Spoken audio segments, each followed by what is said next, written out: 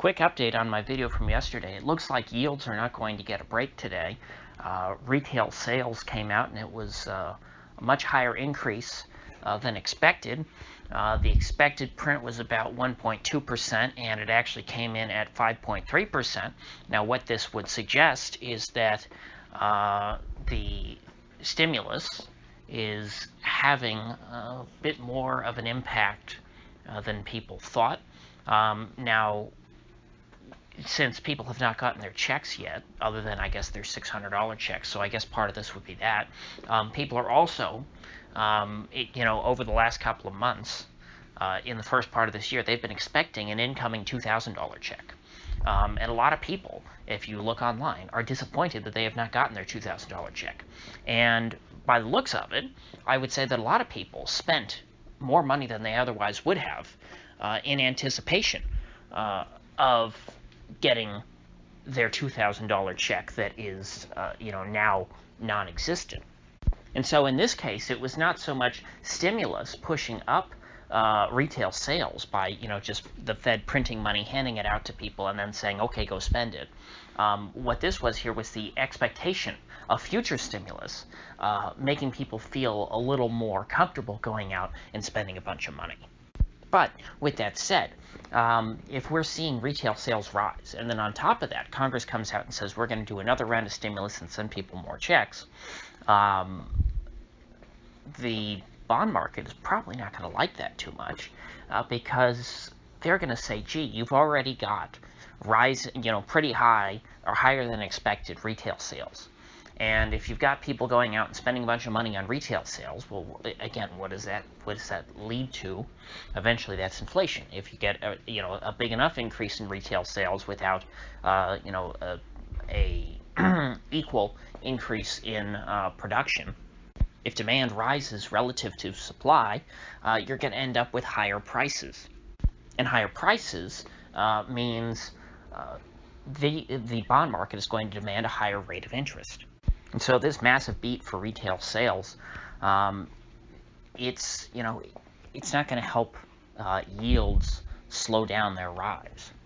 I said yesterday that I would continue to monitor this situation. I'd be looking to see if, hey, is this going to be a significant move, or is this kind of just a fluke? I'll have to keep watching things, and you have to watch for these signs that influence the market like this. And so, for example, if there had been a miss in retail sales, if people had spent less in retail than the market was expecting, then that would have been bullish for bonds. In other words, we would expect yields to go down, and maybe that would help tamper down on some of this upward pressure. However, to the extent that there is momentum to the upside for yields, this is just adding fuel to the fire. And Congress certainly is not going to pay attention to the retail sales numbers when they're determining whether or not they should come out with their stimulus. I mean, a lot of them are getting a lot of heat as it is because they, the Democrats ran on, hey, vote for Joe Biden, you get $2,000. They've already cut it down to $1,400, and that still hasn't happened yet. They spent all their time so far on impeaching a president who's not in office. And so there's a lot of pressure on the Dems right now to make good on their promises. And that promise is going to inevitably lead to higher retail sales. Even though, $1,400 is not enough to make a difference in somebody's life if they're struggling financially, unless they have, one bill that's $1,400 that they need to pay. But I mean, other than that, that's not going to help anybody pay their rent if they're behind on their rent, or if they can't pay their electric bill. Although, well, I guess, $1,400 would pay a few months of electric. But my point is, it's not going to replace their, lost wages. But, as I've said, you can have an inflationary recession, because all that it takes to have inflation is for demand to be increasing relative to supply. So yes, you have all these people who are out of work and aren't working, and they have no income. And $1,400 doesn't come close to replacing their income. But think about how much they produced when they were working.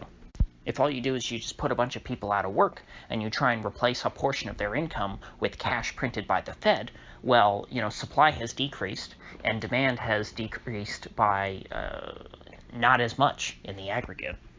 And the only way to square that circle is higher retail prices. And, frankly, if you do look at any of the more realistic measures of inflation, like if you look at places like Shadow Stats or the Chapwood Index, Shadow Stats uses the old accounting methods that the government used to use before they realized that they wanted to lie about inflation. If we were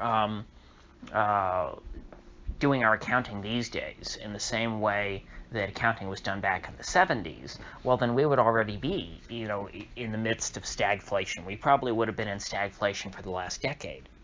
Now, the next thing I'm watching is whether or not this run-up in yields in anticipation of the stimulus bill that is incoming, if it is a genuine run-up, or if it's sort of a buy the rumor and sell the fact kind of situation, where it's not, well, I shouldn't say rumor is the wrong word, but if this run-up in yields is just pure speculation, because people know that the big stimulus bill is going to create inflation fears, and so people are buying bonds just for that, and they plan to sell as soon as the bill passes, regardless of whether the bill causes inflation or not.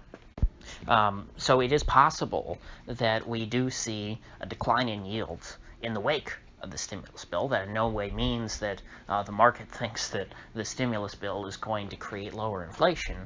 No, that would just be the short-term traders getting out of their positions.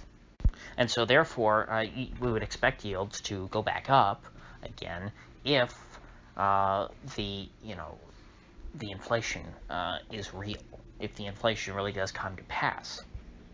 And that will show up in the bond market before it shows up in CPI.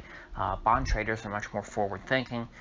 It's generally a pool of smarter money than you get in the stock market, certainly. So that's about all I have to say. This was just a quick update, but I think it was a pretty important point, an addendum.